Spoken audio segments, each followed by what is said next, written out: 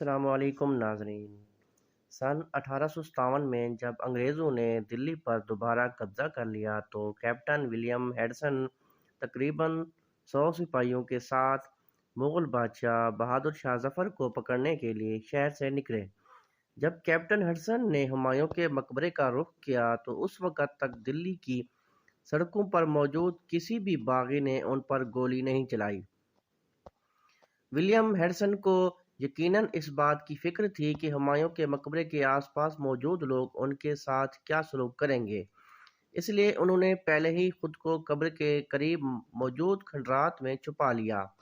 امرپال سنگھ نے حال ہی میں 1857 کی بغاوت پر دی سیز آف دلی یعنی دہلی کا محاصرہ نامی کتاب تحریر کی، اور فی الحال وہ لندن میں مقیم ہے۔ وہ اپنی کتاب میں لکھتے ہیں کہ ہیڈسن نے مزار کے مرکزی دروازے سے ملکہ زینت محل سے ملاقات کرنے اور شہنشاہ کو ہتھیار ڈالنے پر آمادہ کرنے کے لیے اپنے 2 نمائندے مولوی رجب علی اور مرزا الہی بخش بھیجے۔ بادشاہ ظفر نے ابھی تک ہتھیار ڈالنے کا ارادہ نہیں کیا تھا۔ 2 گھنٹے تک کچھ نہیں ہوا۔ ہیڈسن کو فکر لاحق ہو گئی اور سوچنے لگے کہ شاید ان کے آدمیوں کو مقبرے کے اندر قتل کر دیا گیا ہے، لیکن پھر ہیڈسن کے نمائندے یہ پیغام لے کر باہر آئے کہ بہادر شاہ ظفر صرف ہیڈسن کے سامنے ہتھیار ڈالیں گے، اور وہ بھی اس وقت جب ہیڈسن بذات خود جنرل آرچیڈل ولسن کے وعدے کو ان کے سامنے دہرائیں گے، اور وہ وعدہ یہ تھا کہ بادشاہ کی جان بخشی کر دی جائے گی۔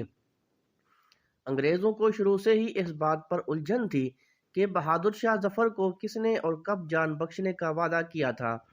اس سلسلے میں گورنر جنرل کے احکامات شروع سے ہی واضح تھے۔ باغی چاہے کتنا ہی بڑا یا چھوٹا ہو، اگر وہ ہتھیار ڈالنا چاہے تو ان کے سامنے کوئی شرط یا حد نہیں رکھی جائے گی۔ ابتدا میں جب انگریز دہلی میں داخل ہوئے تو شہنشاہ نے قلعے کے اندر اپنے محل میں رہنے کا فیصلہ کیا۔ 16 ستمبر 1857 کو خبر آئی کہ برطانوی فوج نے قلعہ سے چند سو گز کے فاصلے پر باغیوں کے اڈے پر قبضہ کر لیا ہے، اور وہ قلعے میں صرف اس لیے داخل نہیں ہو رہے کہ ان کے پاس فوجیوں کی تعداد کم ہے۔ 19 ستمبر کو بادشاہ نے اپنے پورے خاندان اور عملے کے ساتھ محل چھوڑنے اور اجمیری گیٹ کے راستے پرانے قلعے میں جانے کا فیصلہ کیا۔ 20 ستمبر کو انگریزوں کو خفیہ طور پر اطلاع ملی کہ بادشاہ بہادر شاہ ظفر پرانے قلعہ سے نکل کر ہمایوں کے مقبرے پہنچ گئے ہیں۔ میں نے امرپال سنگھ سے پوچھا کہ ایک طرف تو انگریز باغیوں کو بے رحمی سے پھانسی دے رہے تھے، لیکن وہ بادشاہ ظفر کی جان بخشنے کے لیے کیوں تیار تھے؟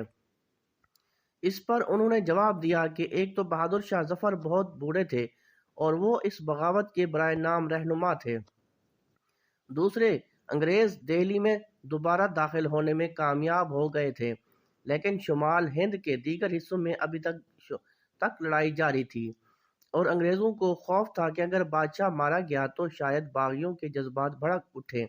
چنانچہ ولسن نے اتفاق کیا کہ اگر بادشاہ ہتھیار ڈال دیں تو ان کی جان بخشی جا سکتی ہے۔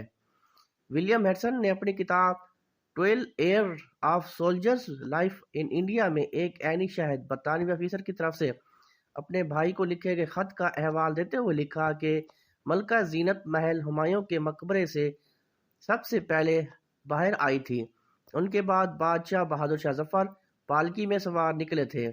ہیڈسن نے آگے بڑھ کر بادشاہ سے ہتھیار ڈالنے کے لیے کہا۔ بادشاہ ظفر نے ان سے پوچھا، کیا آپ ہی ہیڈسن بہادر ہو؟ کیا آپ مجھ سے کیے گئے وعدے کو میرے سامنے دہرائیں گے؟